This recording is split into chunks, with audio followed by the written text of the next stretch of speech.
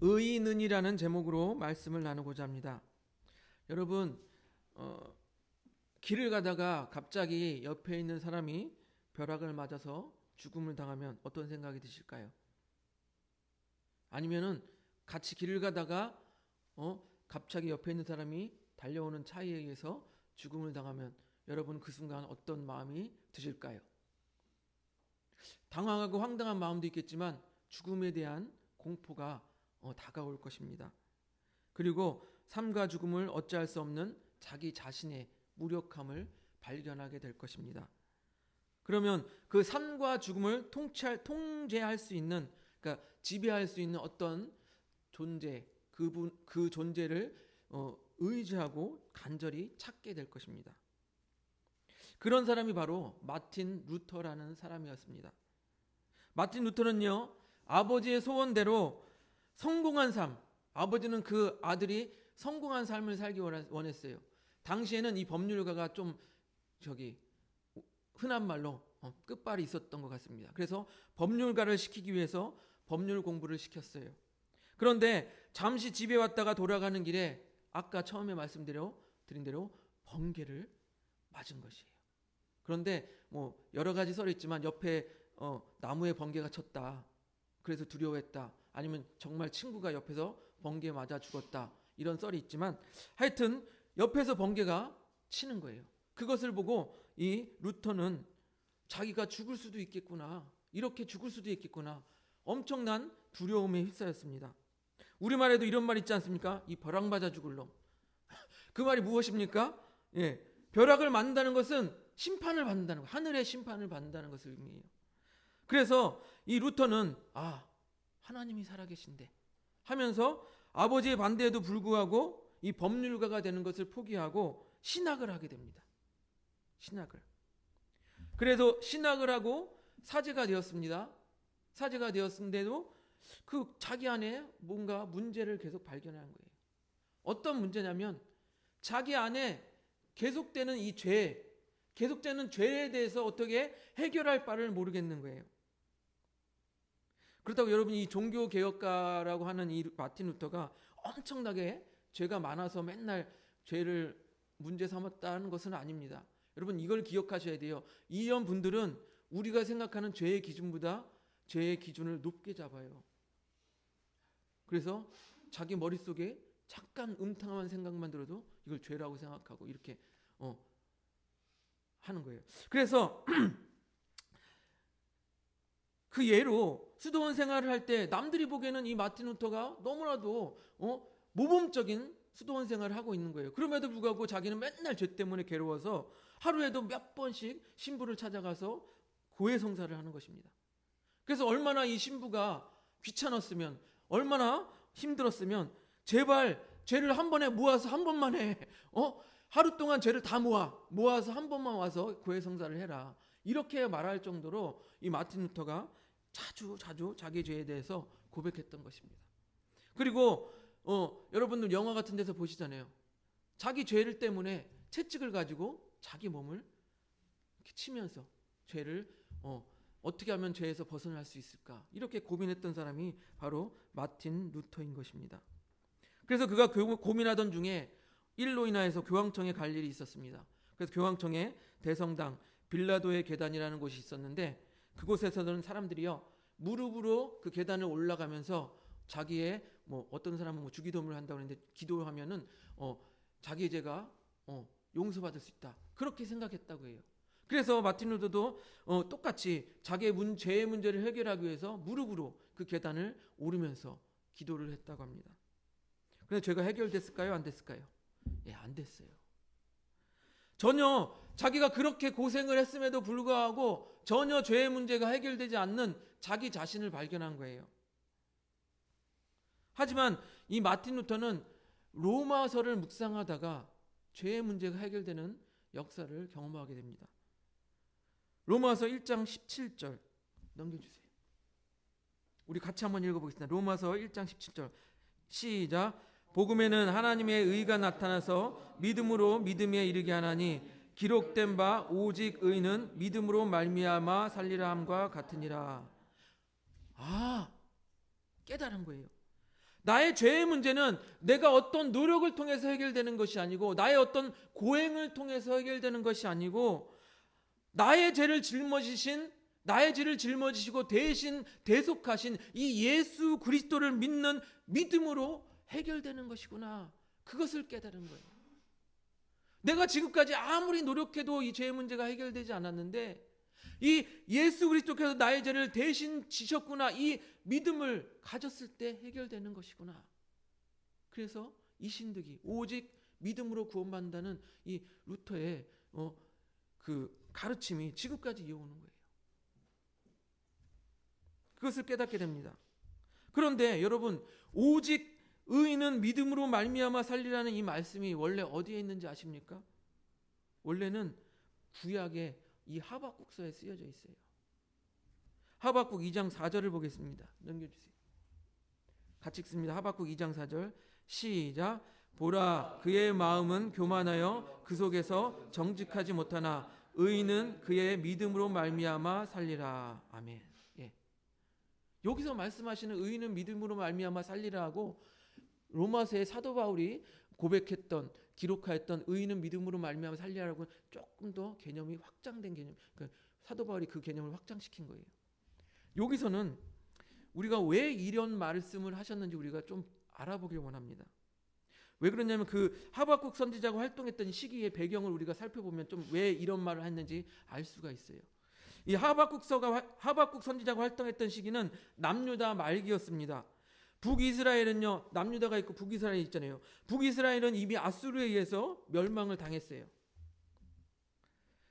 그런데 이 아수르 제국이 너무나도 강대한 제국이었잖아요. 그래서 망하지 않을 것 같은 이 아수르 제국도 바벨론에 의해서 거의 이제 몰락한 상태였던 것입니다. 그래서 이제 바벨론 제국이 떠오르는 신흥 강국이에요. 이 지역에서 바벨론이 신흥 강국으로 떠오르고, 그 다음에 아수르, 그 다음에 이집트, 압수르, 이렇게 주위에 이제 강대국의 제국에 휩싸여 있던 이 남유다 혼란한 시기였겠죠. 이 남유다는 엄청나게 이 그 제국들의 틈바구니 속에서 혼란한 시기를 겪었던 시기가 이 하박국 선지자가 활동했던 시기입니다. 그럼 이 남유다의 그 바벨론에 의해서 망하기 전에 남유다의 말기적 상황으로 경제적으로, 도덕적으로, 그리고 종교적으로 극심한 타락을 보였던 게 이 하박국 선지자가 활동하였던 시기예요. 그래서 예를 들면요, 통치자들은 강대국에게 조공을 바치기 위해서 이 백성들을 착취합니다. 예레미야 22장 13절을 보겠습니다. 넘겨주세요. 그 상황을 이렇게 말합니다. 같이 읽겠습니다. 시작. 불의로 그 집을 세우며 부정하게 그 다락방을 지으며 자기의 이웃을 고용하고 그의 품삯을 주지 아니하는 자에게 화학이 있을진저. 그러니까 불의하게 막 재물을 모으고 막 일꾼을 쓰고도 돈도 안 주고 막 이런 불의한 상황들이 벌어졌던 거예요. 그리고 하나님의 말씀을 진실하게 전하는 참 선지자들을 대우하지 아니하고 핍박하였던 시기였던 것입니다. 예레미야 36장 24절을 보겠습니다. 읽어주세요. 같이 읽습니다. 36장 24절 시작. 왕과 그의 신하들이 이 모든 말을 듣고도 두려워하거나 자기 옷을 찢지 아니하였고, 그리고 예레미야를 핍박하였죠. 영적인 타락도 심하여서 이집트와 아수르, 바벨론에서 가져온 많은 우상들을 그들이 각자 자기가 좋은 대로 막 숭배하고 섬겼던 거예요. 이렇게 총체적으로 타락하였던 시기가 이 하박국 선지자가 활동하였던 시기였던 것입니다. 그래서 하박국 선지자는 1장에서 이렇게 하나님께 질문을 던집니다. 하나님, 정의가 사라지고 어떻게 악인들이 의인들보다 더 잘 됩니까? 이게 말이 됩니까, 하나님? 이렇게 질문을 했어요. 하박국 1장 4절을 보겠습니다. 넘겨주세요. 1장 4절 같이 읽습니다. 시작. 이러므로 율법이 해이하고 정의가 전혀 시행되지 못하오니 이는 정의가 굳게 행하여 짐이니이다. 예, 악인들이 의인들을 막 그냥 다 이렇게 한다라는 거예요. 이 하박국 선지자의 질문에 대해서 하나님께서는 이렇게 답하십니다. 하박국 1장 6절 넘겨주세요. 같이 읽습니다. 시작. 보라, 내가 사납고 성급한 백성 곧 땅이 넓은 곳으로 다니며 자기의 소유가 아닌 거처들을 점령하는 갈대아 사람을 일으켰나니. 여기서 갈대아 사람을 일으켰다고 하는데 이 갈대아 사람들은요 바벨론 사람들을 뜻해요. 그래서 바벨론 사람들을 뜻할 때 갈대아 사람들이다 이렇게 혼용을 했습니다. 그래서 남유다가 정의가 실종되고 악인들이 잘 되는 것 같지? 하나님께서 이렇게 말해요. 악인들이 잘 되고 정의가 없는 것 같지? 그래. 내가 그래서 이 바벨론을 들어서 이 남유다를 심판할 거야. 하나님께서 이렇게 말씀하시는 거예요. 그랬더니 하박국이 또 불만이 가득해서 또 질문을 합니다. 하나님, 아무리 그래도 이 더 악하다고 하는 이 바벨론을 들어서 우리가 악하지만 더 악한 바벨론을 들어서 이렇게 우리를 심판할 수 있으십니까? 왜 하나님은 더 악한 자들을 들어 사용하십니까? 이게 하박국의 질문이에요. 1장 17절을 보겠습니다. 넘겨주세요. 같이 읽습니다. 시작. 를 떨고 계속하여 여러 나라를 무자비하게 멸망시키는 것이 옳으니까. 예, 하박국 선지자가 보기에는요 그물 앞에 놓인 물고기 같은 신세가 이 유다예요. 예, 그물 앞에 놓인 물고기 같은 신세, 힘없는 신세, 이게 유다고 그물을 떠는 이 사람들이 바로 바벨론 사람들이라고 본 거예요. 그래서 하나님, 바벨론 사람들로 하여금 우리를 이렇게 하는 게 맞습니까? 여기에 대한 하나님의 답이 바로 오늘 아까 제가 앞에서 말씀드린 그 의인은 믿음으로 말미암아 살리라는 말씀이에요. 한 번 더 볼까요? 하박국 2장 4절 같이 읽습니다. 시작. 보라, 그의 마음은 교만하여 그 속에서 정직하지 못하나 의인은 그의 믿음으로 말미암아 살리라. 네. 이제 이 말씀이 왜 나왔는지 이해가 되십니까? 이런 상황들이 있었다라는 거예요. 악인들은 교만하고 정직하지 못하지만 여러분이 교만한 것은 구제가 잘 안 되는 것 같아요. 네. 그래서 성경이 뭐랍니까? 교만의 끝은 뭐라고 해요? 교만은 패망의 선봉이다. 네. 교만의 끝은 하나님을 바라보기 때문이에요. 교만의 칼날이 하나님을 향하고 있기 때문이에요. 제가 이제 제 후배 이제 아직 그러니까 담임 목회를 하지 않는 후배를 만나서 항상 이야기하면 그 친구는 한 80%가 이제 불평 불만이에요. 현재 교회에 대한 불평 불만. 그다음에 현재 목회하고 있는 선배 목사님들에 대한 불평 불만. 그래서 제가 한번 이렇게 말한 적이 있어요. 누구누구야, 아무개야. 그러면 네가 담임 목회를 해보고 나서 비판해도 늦지 않겠다. 그러면 이제 토라져요. 네. 교만은 여러분, 교만은요, 누가 이렇게 충고하고 말을 해도 듣지 않는 것 같아요. 희한해요. 그래서 하박국 선지자는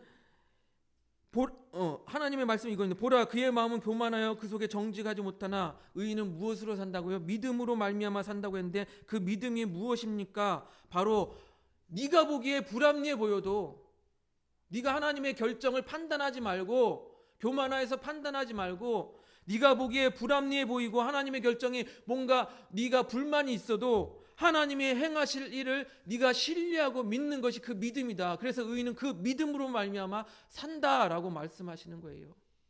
이제 이해가 되십니까? 이 말씀의 의미가. 예.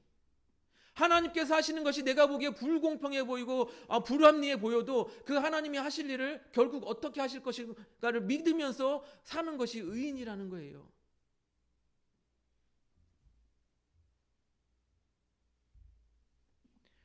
지금 하박국 선지자가 불합리해 보입니다. 왜 하나님 저 악한 바벨론을 들어서 우리를 심판하시고 말이야. 차라리 빨리 바벨론을 저기 하셔야지. 그런데 하나님께서는 결국 이 바벨론을 멸하시고 결국에는 하나님의 백성 유다 이스라엘을 구원하실 것이라는 그 약속을 하시는 거죠. 그 약속을 믿고 가는 것이 의인이라는 거예요. 그렇습니다. 그렇게 왜 정의가 무너지고 악인들이 더 잘되며 하나님께서는 왜 악인들을 들어 사용하는가? 모든 것이 불평이고 모든 것이 불합리하다고 생각했던 하박국 선지자는 하나님의 이 말씀, 의인은 믿음으로 말미암아 살리라 하신 이 말씀을 듣고 자신이 믿음이 없었음을 깨닫게 됩니다. 내가 이렇게 불평불만, 하나님께 불평불만했던 것, 내가 하나님께서 결국 하실 일을 믿지 못하였구나. 믿음이 없었음을 깨닫습니다. 그래서 결국에서 하나님께서는 바벨론을 멸망시키시고 하나님의 백성들을 구원하실 것이라는 그 약속의 말씀을 듣습니다. 그리고 다시 하박국 선지자는 믿음 가운데 서면서 찬양하는 노래, 하나님을 찬양하는 노래가 바로 오늘 하박국 3장 17절 18절 말씀이에요. 보실까요? 같이 읽습니다. 17절 18절 시작. 비록 무화과 나무가 무성하지 못하며 포도나무에 열매가 없으며 감람나무에 소출이 없으며 밭에 먹을 것이 없으며 우리의 양이 없으며 외양간에 소가 없을지라도 18절 시작. 나는 여호와로 말미암아 즐거워하며 나의 구원의 하나님으로 말미암아 기뻐하리로다. 무화과 나무에 포도나무에 감람나무에 아무 소출이 없습니다. 먹을 것이 없어요. 또 우리의 양도 없고 외양간에 소도 없습니다. 아무것도 없어도 뭐라고 말합니까? 나는 하나님 때문에 즐거워하고 나는 하나님이 나를 구원하실 것을 알기 때문에 나는 기뻐하겠다 하는 고백이 바로 이 고백이에요. 이 찬양이에요. 여러분, 하박국 선지자의 마음이 읽혀지십니까? 제가 앞에서 쭉 하박국 선지자가 처한 상황을 말씀드렸고 하박국 선지자가 어떻게 깨닫고 어떻게 찬양했는지 이 하박국 선지자의 마음이 읽혀지십니까? 여러분, 내가 지금 처한 상황이 너무 불공평하고 정의가 없는 것 같고 불합리해 보일 때가 있어요. 그래서 우리는 때로 죄송하지만 하나님께 불평하고 원망도 했습니다. 그런데 알고 보니 하나님께서는 다 계획이 있으셨던 거예요. 나를 통한 계획이 다 있으셨던 거예요. 내 주변 환경이 이럴지라도 다 나를 통한 계획이 하나님께서는 있으셨던 거예요. 바로 그 하나님의 계획을 신뢰하고 믿고 나아가는 것이 의인은 믿음으로 말미암아 살리라는 그 믿음인 거예요. 근데 앞에서 말씀드린 이 마틴 루터도 마찬가지입니다. 예수님께서 우리의 죄를 다 짊어지시고 십자가를 지셨습니다. 그리고 나 대신에 고난도 당하시고 죽임도 당했습니다. 그런데 그 예수님의 공로를 믿지 못하는 거예요. 나 때문에 예수님께서 그 고난을 당했는데 그 예수님의 공로를 인정하지 못하고 내가 어떻게든 죄를 용서받으려고, 내가 어떻게 고행을 통해서 내 자신을 때려서라도 어떻게 그 죄를 용서받으려고, 예수님께서 다 하셨는데 그걸 믿지 못하는 거예요. 보세요. 이사야서 53장 5절 넘겨주세요. 같이 읽습니다. 시작. 그가 찔림은 우리의 허물 때문이요 그가 상함은 우리의 죄악 때문이라. 그가 징계를 받음으로 우리는 평안을 누리고 그가 채찍에 맞음으로 우리는 나음을 받았도다. 아멘. 마틴 루터도 그걸 알지 못한 거예요. 예수님께서 나를 구원하시기 위해서 그 고난 당하신 그 역사, 그 은혜를 믿지 못하니까 내가 어떻게든 죄를 해결해 보려고, 스스로 죄의 문제를 해결하려고 그렇게 무릎으로 걷고 고행하고 했던 게 마틴 루터 아니겠습니까? 사랑하는 성도 여러분, 초대교회 성도들 중에서요, 예수님께서 하신 일을 믿지 못하는 사람들이 많았어요. 그래서 초대교회 때 그런 말이 나온 거예요. 할례를 받아라. 할례가 징표다. 율법을 지켜라. 율법을 통해서 구원받는다. 그래서 자신의 행위를 통해서 구원받는다라는 이 사상들이 있었어요. 유대적 사상이죠. 그래서 율법주의가 나오는 거예요.